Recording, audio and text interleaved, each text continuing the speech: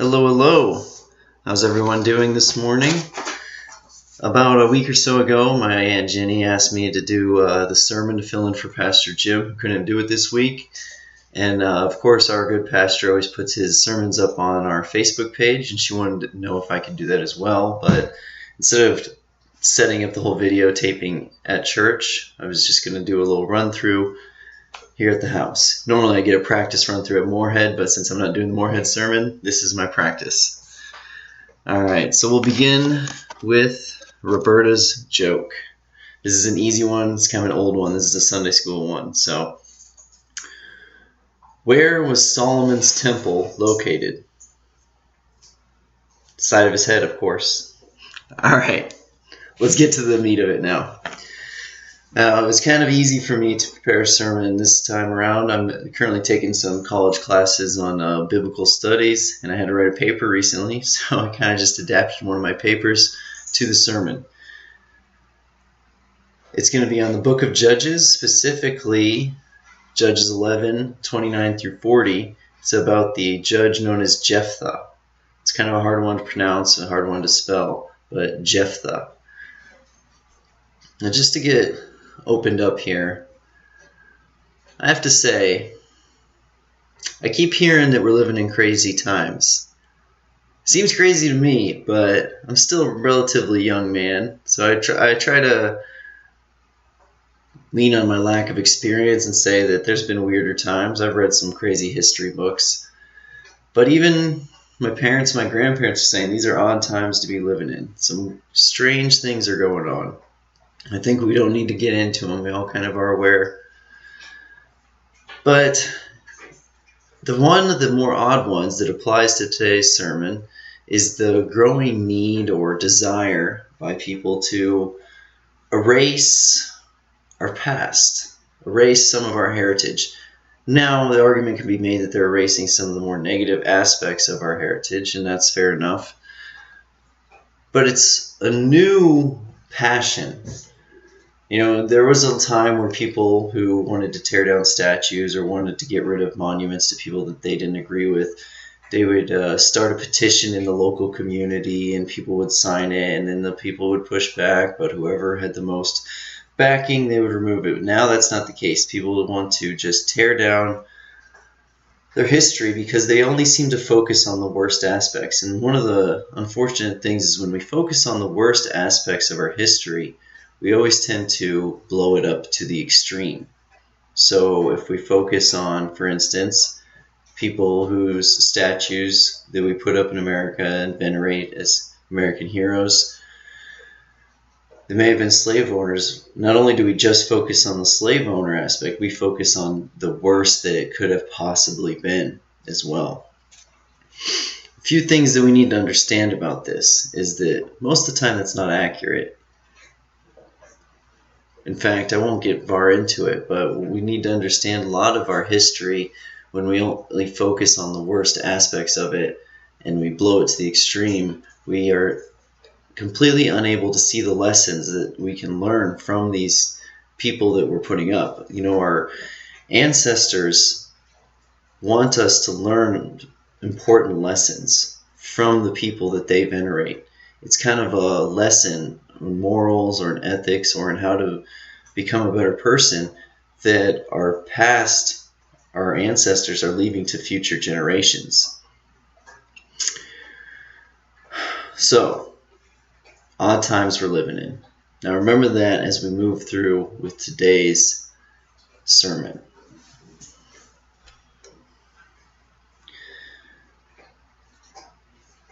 In today's sermon, we will see the story of Jephthah.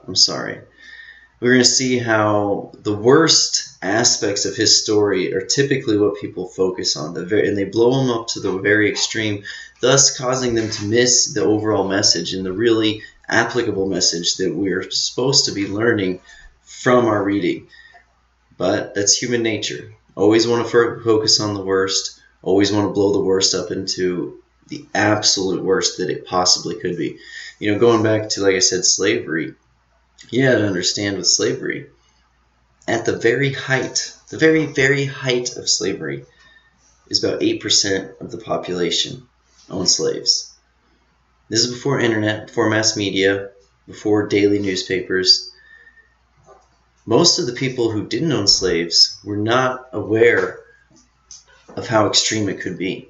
They were actually propagandized and told that this was a good thing. That they were taking these poor people from poor countries and actually giving them a better life. So in the future, they would be educated, they would be Christian, they would know how to cultivate the land, they wouldn't have to live such terrible lives that they were living. Is this true? Probably not. But this is what the masses were being told. And that's why it was able to be so accepted for such a long time. Today we're able to focus on the worst, and we're able to place moral judgments on our past, on our ancestors, without ever actually knowing what was really going on. I'm not going to get into a long defense of people like Thomas Jefferson or George Washington, but if you really read their writings, you can see that they would have gladly freed their slaves. Thomas Jefferson fought to end slavery. And you wonder, well, was his slave-owning practices really like the movie Roots, or was it more along the lines of what they were telling the people? We can never really know. But we miss the lessons that we can learn from Jefferson and Washington when we only focus on the most extreme aspects and the worst characteristics that they have. Now, getting to our passage. First, let's explain the book of Judges. I just finished my hermeneutics class, which is basically a fancy way of saying that you need to understand the context of what you're reading. So let's get into the context. Let's get into the what, the how, the why, and the when of the book of Judges. So what is the book of Judges? Well, it begins with the death of Joshua. Now, Joshua had just given a great speech telling the Israelites that if they hold to the laws, the commandments of the Torah, they can be a beacon of light to the rest of the nations of the world. They can show them God's glory. Remember, part of the covenant is to be priests unto the world. So, if they stick to the Torah law, they will be blessed by God, and they will be a light to the rest of the nations. Now, unfortunately, right off the bat in the book of Judges, we learn that they don't stick to the law. In fact, one of the commandments is that they drive out all the Canaanites from their land.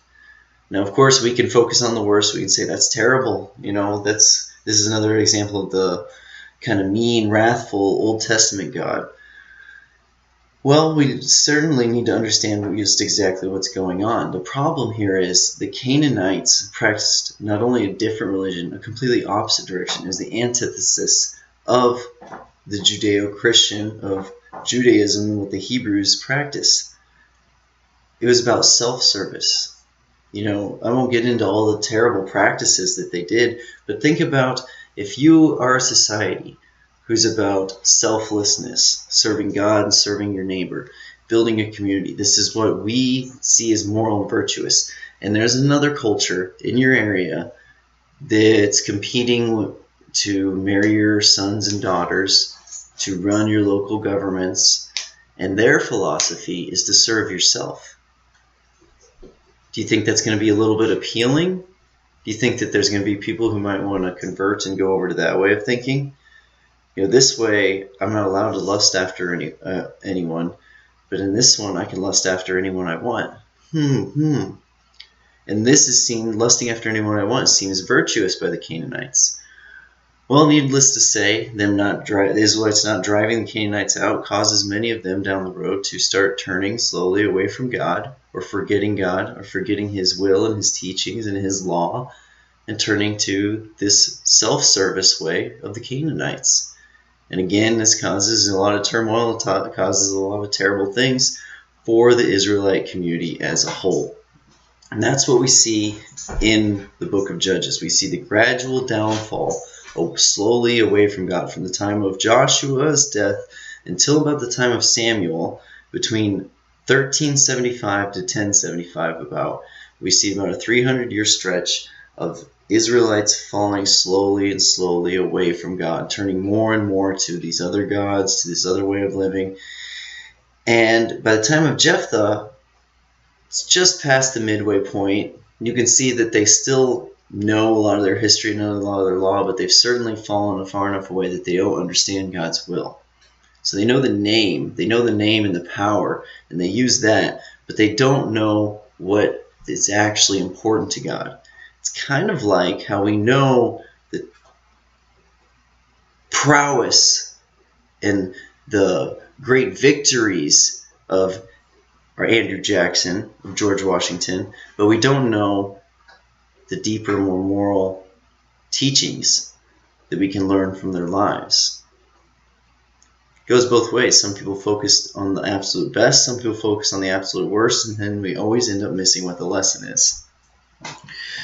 The who of the book of Judges is Samuel. Samuel is acting a lot like Moses does after the Israelites leave Egypt. Moses is re-recording a lot of the history that they have forgotten or that they don't practice, the masses don't know, and he wants to make it known, and basically a textbook for them to remember what their history and their heritage is. This is where we get many of the early books of the Bible. Genesis, we get Leviticus, Exodus. These are books written by Moses to re-record the old traditions as well as new history and law of the Israelite people. Samuel's doing the same thing here. He's recording the time of the judges to show the people this is what happens when we don't follow God's command and when we turn away from him and start serving other gods, start serving ourselves. He wants this to be remembered in his generation so that it is not repeated. Why? I just told you why. The why is to remind the people, to warn them, to call the people back to God. Unfortunately, it often takes great turmoil, a lot of terrible things start having to happen before people in mass numbers will turn back to God. I mean, just look at the Israelites in Egypt. It wasn't until 400 years of enslavement, until an infanticide happened, that they turned to God and cried out for his help. Now, specifically Jephthah. Who is Jephthah? Well, he's the son of Gilead, but he's the son of Gilead through a harlot. So his brothers, even his father, they never truly accept him. And when he grows a bit older, becomes a man, his brothers drive him away so that he won't inherit any of their father's wealth. He then becomes basically a marauder, a land pirate, if you will, and becomes known for his prowess in battle and his leadership ability. Well,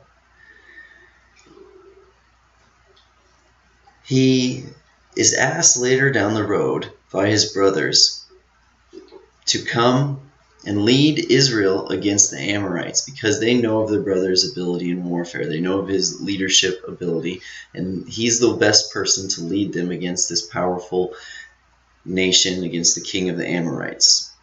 This is about 1097, so near the end again of the book of Judges. It's important to understand what Jephthah's motivation is here. He wants to prove himself to his brothers. He wants to prove himself to his family members. He's the son of a harlot. He's never been good enough. He's never lived up to expectations. He's kind of been a boy without a family. And a family is all he's ever wanted. Now remember that, because that's his motivation. To prove himself to his brothers that he is worthy and to finally be accepted and have his family. Let's remember that. All right, so let's get right into the scripture reading. Again, I'm going to read Exodus, messing up here, Judges 11, verses 29 through 40, and then we'll get into the meat of it. Then the Spirit of the Lord came on Jephthah. He crossed Gilead and Manasseh, passed through Mizpah of Gilead, and from there he advanced against the Amorites. And Jephthah made a vow to the Lord. This is where we get into it. If you give the Ammonites into my hand, whatever comes out of the door of my house to meet me when I return in triumph from the Ammonites will be the Lord's, and I will sacrifice it as a burnt offering. Then Jephthah went over to fight the Ammonites, and the Lord gave them into his hands. He devastated 20 towns from Aroer to the vicinity of Minnith, as far as Abel Karamin. Thus Israel subdued Ammon. When Jephthah returned to his home in Mizpah, who should come out to meet him but his daughter, dancing to the sound of timbrels, kind of like tambourines. She was an only child. Except for her, he had neither son nor daughter. When he saw her, he tore his clothes and cried, "Oh no, my daughter! You have brought me down, and I am devastated. I have made a vow to the Lord that I cannot break."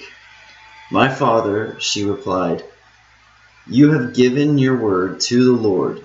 Do to me just as you promised.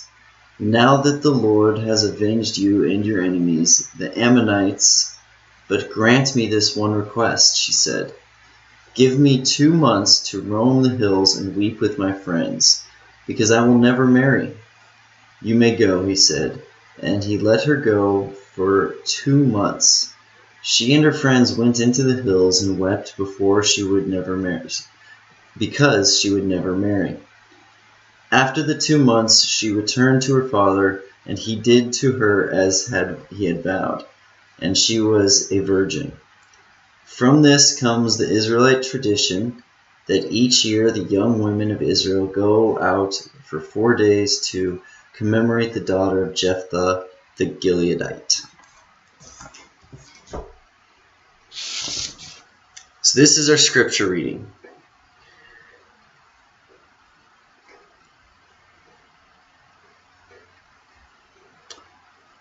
So, at this point in time, we need to understand a few things. First of all, what's going on here at the time of Jephthah, near the end of the book of Judges, is so similar to what's going on today and with the way we view our history. We always either focus on the very greatness, the great aspect of something, or the very worst aspect of something. It always causes us to miss the lesson that can be learned. At this point in time of the story here, of the book of Judges, we see Jephthah doesn't understand God's will. Now, if you go back up earlier, he has a little debate with the king of the Ammonites, telling him, "Why are you here?" and explaining how they had rightfully owned the land that they were talking about. Quotes their history of how they had conquered certain peoples back in the days of Moses, which again was almost 300, 400 years before Jephthah this happened. So it's been in the land, it's been a possession of the Israelites for a long time. And he quotes their history. So we see that Jephthah knows the history of their glorious victories, because that's what he's been taught. Of course, that's what every little boy learns. You know, we learn about George Washington and Valley Forge. We learn about Andrew Jackson and his victories in the Civil War, or I mean not the Civil War, the War of 1812. We learn about great victories, but do we understand why? Do we understand the motivation of what was going on at the time? Most of us don't. And that's what's going on here with Jephthah. He understands his history. He understands that God is powerful. He understands his people have done great things and what that is, but he does not understand God's will. We choose what we want to focus on. It's a sad thing, because it caused Jephthah to not understand God's will here. And we'll get into that. Now, first off, there's a great big misunderstanding. And we need to start with that, because that's right at the end. And that's what everyone seems to focus on. This reading is often used as an example of the wrathful, vengeful God of the Old Testament. You know, if you read it without knowing exactly what you're reading, what does it sound like? It sounds like Jephthah just offered his daughter as a burnt sacrifice to God. Now, would God want a child, a human, as a burnt offering? No. That goes against Leviticus, Deuteronomy. There's laws against this. Now, if Jephthah knows his history so well, wouldn't we be able to presume that he also knows that this goes against Torah law. To have a child sacrifice, a human sacrifice to God. This clearly goes against Leviticus, Deuteronomy. So a man who knows the history so well, has he not been taught the law? Or can we assume that he might have an understanding that this is something that God wouldn't want? Well, some people use this to show just the depth of depravity that the Israelites had fallen into. The Canaanites practiced it, and they had fallen so far from God that they were willing to sacrifice to God the way the Canaanites sacrificed to their God. And this could be, but when we do a little deeper dive, we learn a bit more. And again, if you focus on the worst, you're always going to be tricked. So, the Enduring Word Bible tells us, it's a commentary on the Bible. Though well-intentioned, sorry about that, basically tells us that what Jephthah says in proper translation of the Greek and the Hebrew, both of them, he's basically stating, if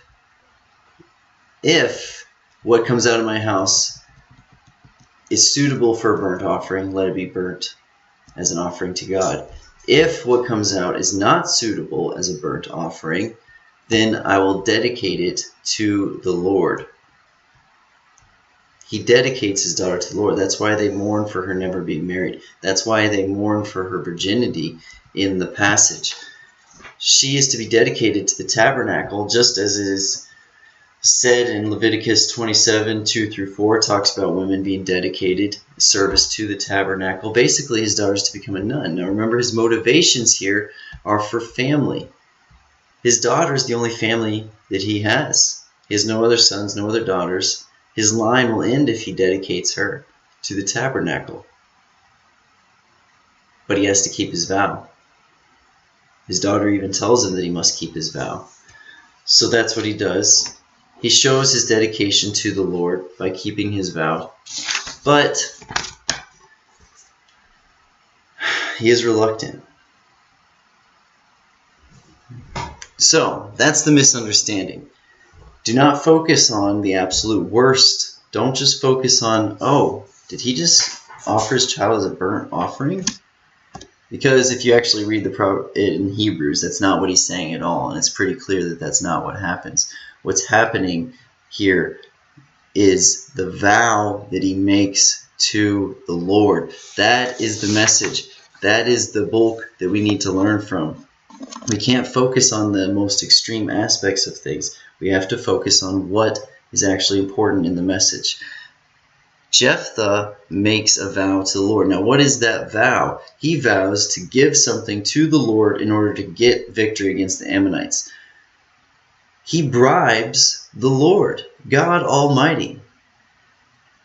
Do you think there's anything in this material world that we could give to God that he really requires or wants? There's one thing that God wants, one thing and one thing only. He wants our freely given service and love. He wants us to freely love him and freely serve him, to be devoted to him. Not forced, not coerced, not bought. And you cannot buy God. You cannot buy his services. It doesn't work that way. The Spirit says right here, verse 29, then the Spirit of the Lord came on Jephthah. He was already with Jephthah, but they had fallen so far from God. They didn't understand God's will. They didn't understand what God was all about. Yes, they knew the history. Yes, they could quote the dates and times of battles, but they did not understand what God's will was. They had fallen so far from, forgotten what the message was all about. About the will of God, about loving your neighbor, about trusting in God, keeping him above all things. But he makes a vain, quick, rash vow here. He does not humbly ask for help. He does not thank the Lord for all he has done, nor proclaim his faith that God will see him to victory. Instead, he offers something to God in exchange for victory, a bribe. He tries to buy God, as if anything, like I said, that we could offer that God actually wants. It's a really ludicrous idea when you think about it. Why would we be able to offer anything to God? But how many of us do that? In the Enduring Word Bible Commentary, it says, though well-intentioned, this was a foolish vow. Such vows can be attempts to manipulate God or put him under obligation to ourselves. It is far more important to be on God's side than to try and persuade him to be on our side. It goes on to say, there is no need to bribe for God's help, as Jephthah did. By his rash promise, he will give gladly and freely, he being God, out of his own heart of love and help and deliverance, and give us the deliverance we need, if only our course is right, ordered before him. So, just as in today's day and age, we will focus on the completely wrong thing. Instead of learning the life lessons that we can learn from people like Thomas Jefferson, George Washington, Andrew Jackson, we will either focus on the absolute worst aspects, like in Jephthah's story here, did he sacrifice his daughter? Or the very, very, very best is all we focus on, that he's a judge and he defeated the Ammonites and led Israel away from their enemies, was a great victorious warrior. But either case, we miss what the real lesson is. The real lesson here that we can apply to our daily lives is the lesson that most of us are guilty of. That God doesn't require anything, especially anything material, from us. All he wants is our love and devotion. But how many of us have prayed that way? How many of us have said, oh Lord, if you just help me make this next month's payment, I swear I won't buy any more sweets. I'll stop eating sweets. Oh Lord, if you just let my child have good grades and graduate from college, and I swear I won't do this bad thing anymore. I won't do that bad thing anymore. Or I'll give this much money to charity, or I'll volunteer this much if you do this for me. I mean, be honest with ourselves. How many of us have done that? Offered something to the Lord in exchange for something. Is that biblical? Do you think that that's what God wants? Do you think that that's the way that it's set up with God? That he appreciates that offer to buy his services? I don't think so. And the Bible makes it quite clear that that's not the way that God operates. That's not what he wants. That's not what he needs. He needs us, our free will. He doesn't need anything. He wants us. He wants our freely given love and service to him. Unfortunately, by the time of Jephthah, he didn't understand that. And unfortunately, when people read this message, all they focus on is, oh, look how far Israel has fallen. What terrible thing that they would sacrifice their child. And they miss the importance of the passage is the vow. The things that we can apply to our daily lives are often missed when we focus on the extremes, which is what is going on in today's day and age. Is it not? Are we not focusing on the very extremes? The far left, the far right. Slave owners, the very worst thing that someone could be. Or American hero, patriot, the very best someone can be. These are all humans. We need to focus on the lessons that we can learn from their lives, because there are lessons that can be learned. Jephthah has many lessons that can be learned. One of them is not about child sacrifice. That's never been a question for anyone who's read the Bible, for anyone who believes in God. Sacrificing a child, sacrificing a human to God has never been a question. So it doesn't apply to our lives. So if that's what we're focusing on, we're not taking anything from it. The most we can take from it is, ooh, we shouldn't fall so far from God that we believe in child sacrifice. Well, that's, thank God, not really on the table. That's not really something that's been on the table for millennia. So why don't we focus on the things that have more of a daily application for our everyday lives, such as the way that we talk to the Lord, the way that we make vows to the Lord. Do we promise the Lord material gain, material things in order to get what we want from Him? Because clearly that's not what He wants. Unfortunately, that's not what we focus on. There's a famous quote from a woman named Simone Weil. She's a philosopher and a writer. And Simone Weil makes a quote about the mundaneness of good. And, well, here, I'll just flat out read you the quote.